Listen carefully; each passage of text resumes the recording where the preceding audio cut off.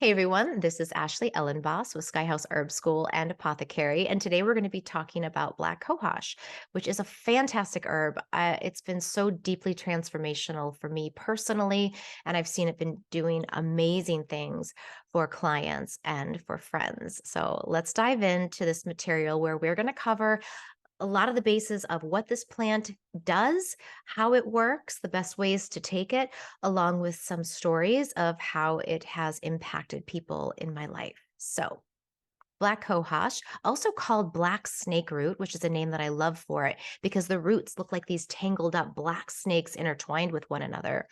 And its Latin name is Actea racemosa or Cimicifuga racemosus. Those are both synonymous with one another, so can be used interchangeably.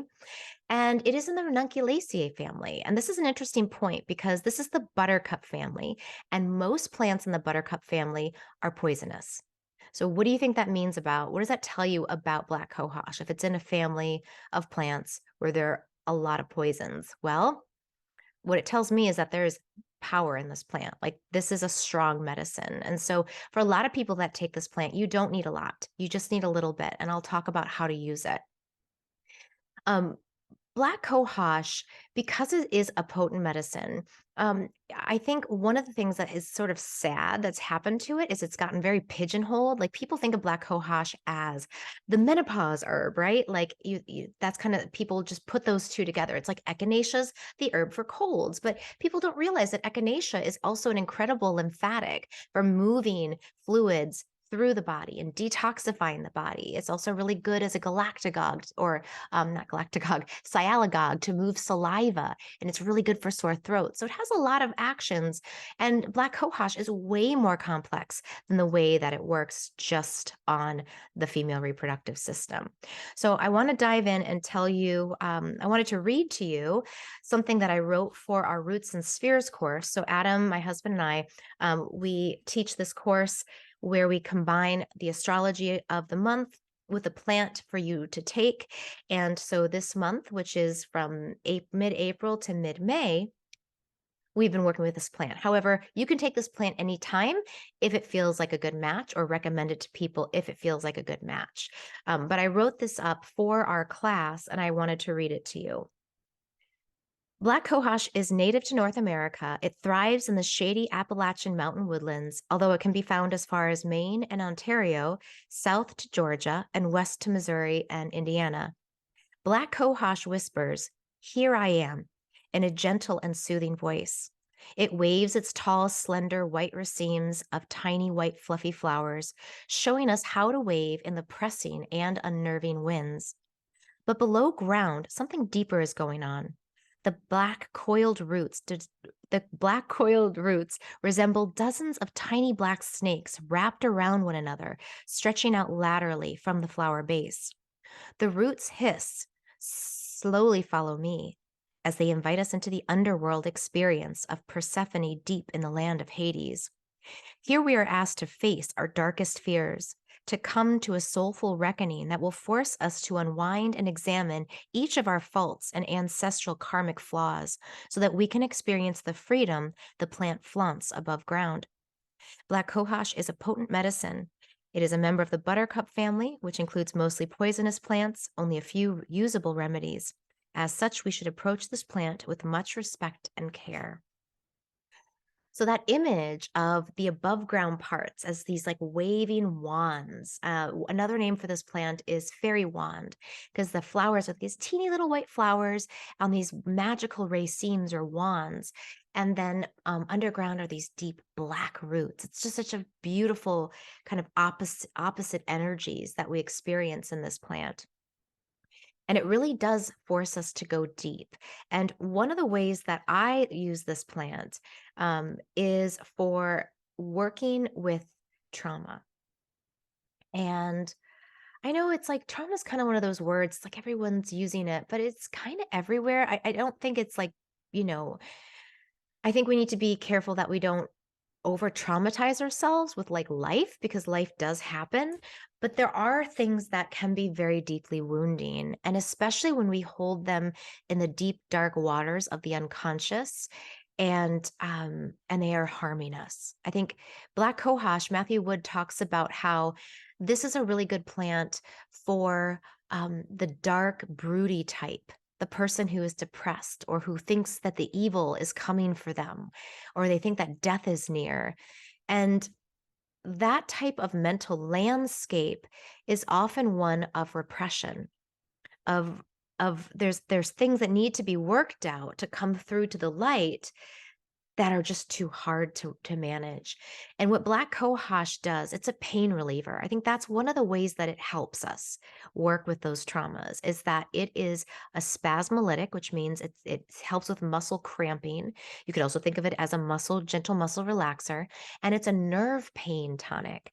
So it helps the nervous system. It dulls the pain response, but it also dulls our overreactivity.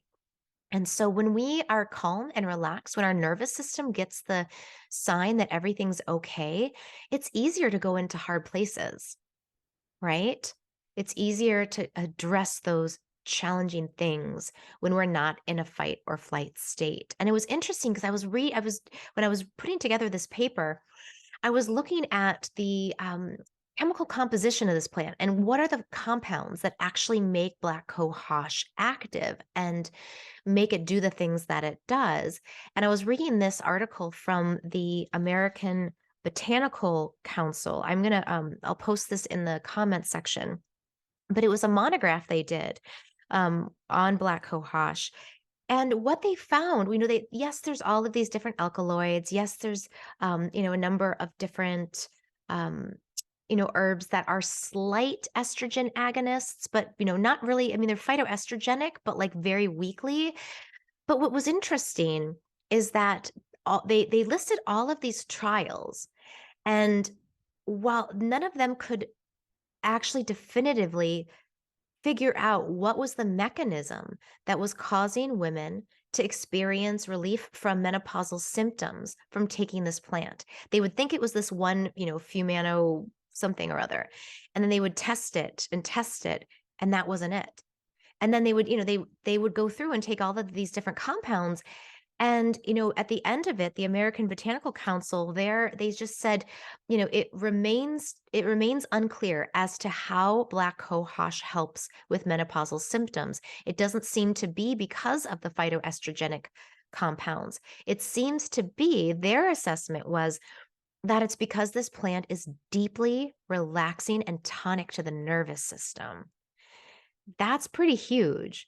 So, one of the things that's interesting about menopause is that when women are in a hyper activated state around menopause, and their adrenals, which are responsible for producing cortisol, which is your stress hormone, when a woman stops ovulating, those adrenals not only have to produce that cortisol, that stress hormone, but they also have to produce a certain amount of estrogen along with the fat cells in the body. So they've shown statistically that women who are under higher amounts of stress tend to have the worst symptoms, worst menopausal experiences, higher incidences of night sweats, hot flashes, mood dysregulation, fears, anxiety, right? All of these different things. And so, yes, it's partially due to the changes in estrogen, but it's also because of that overtaxation of the adrenals and of the nervous system. So, one of the things that Black cohosh does, so beautiful, is it goes in and it has an affinity. It's been used by Native Indigenous people of North America for hundreds of years, maybe more, we just don't really know, but as a women's remedy, not just before, not just during labor, which is one of the ones that we have documented, but just for soothing the female state or soothing the things that come up within the female nervous system. And I don't think that this is gender based. Like I think, men certainly have feminine energies in them and they can benefit from this too. I don't think it's just a women's herb. I think it's a women and a men's herb, but the pattern is for people who have an overtaxed system, who tend to be a little bit more anxious, stressed, and then fall into periods of melancholy and depression. And for that, it is just, it's amazing. And added bonus, if you're going through menopause, it will help relieve those symptoms as well. So I just love that. I just love that it's not a simple answer. I think Black Cohosh is so complicated. It's such a deep medicine of those unconscious. It tinkers around with the unconscious in such a way that scientists can't figure it out. They can't capture the one thing or the few things of how it actually makes these profound shifts. So I'll link that or add the link to uh, that study or that paper for you because I think you might find it really, really interesting. About the taste of Black Cohosh is beautiful because it has these bitter acrid notes, which are kind of like bleh, but then it has this sweet aromatic quality as well. And so as a result, the overall effect that we receive from Black Cohosh is it's cooling, it's a little bit drying, and it's all around more tonifying. And so I wanted to read this. This was from Avena Botanicals. Um, who is Avena Botanicals? Oh, I'm forgetting her name. She lives up in Maine, and my friend Susan is friends with her. But let's see. She says, here it is. She says, Black cohosh is a balancing and refreshing herb with a relaxing regenerative effect on the body and mind. Used over a period of time, black cohosh can have a tonifying effect on the nervous system and the musculature of the body, which includes smooth muscles like the uterus. So that's pretty amazing, right? Like including the uterus, but all the smooth muscles of the body and the nervous system. We get tonified from this deep, sweet, slightly bitter medicine. This herb is also in more modern astrology been associated with the sign of Scorpio.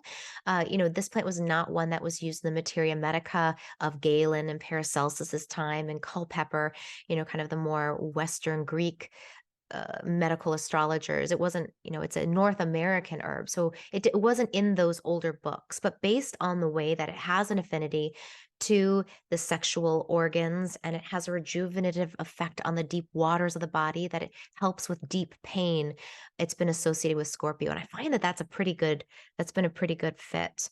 And then I also wanted to mention some of the other actions that this plant has, which is it's anti-inflammatory. It's serotonergic, which means that it helps to increase production of serotonin, which is mostly in the gut, which affects the brain. Also dopaminergic, so it helps to increase dopamine levels, which is our happiness chemical or hormone. It reduces blood pressure.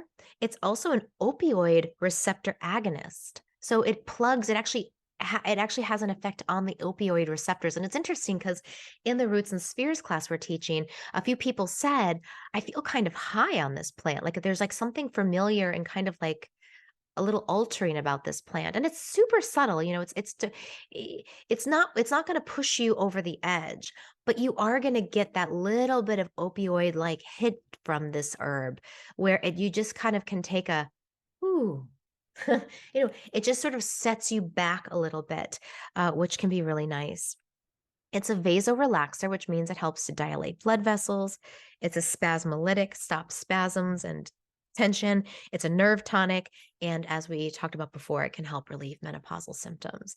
So many amazing things about this plant.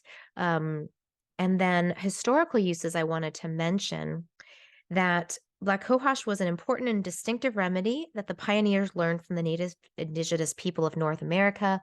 It was used for them during late stages of labor, as well as a medicine for cramps and muscle pain.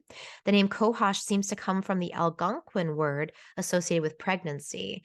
And I think of it not just pregnancy literally, but when we're pregnant with material, like unprocessed material, it's not fully formed yet.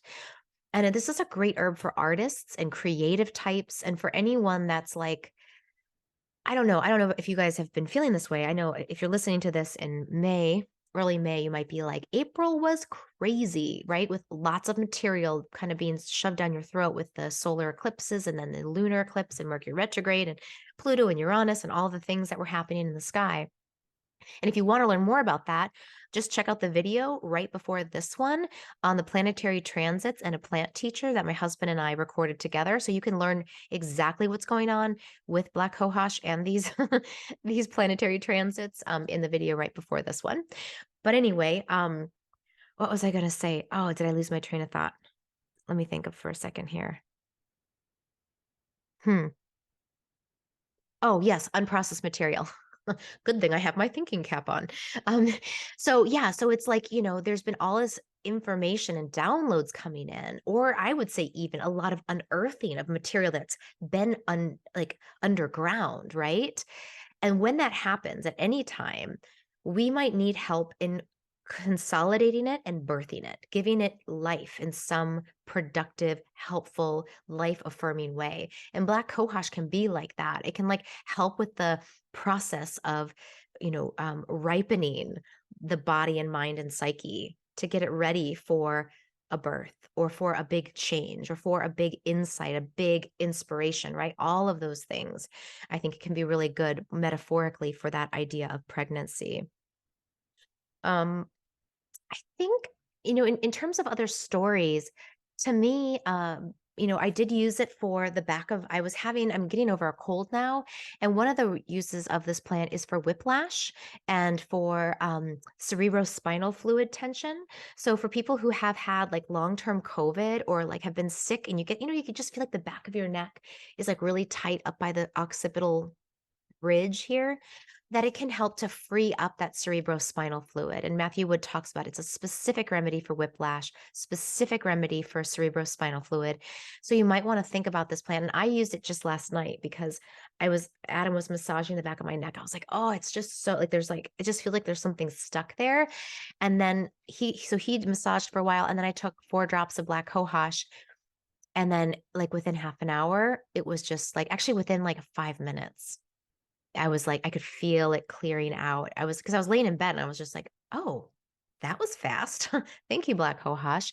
So that can be a really nice way to use it. And if you've been in a car accident or if you've had any sort of traumatic injury to your neck, try it. Try it to see if that will help move some of that tension in the back of your neck. Or if you have old sickness kind of lingering around, that's a really great way to use it. So that's one way that I've used it recently.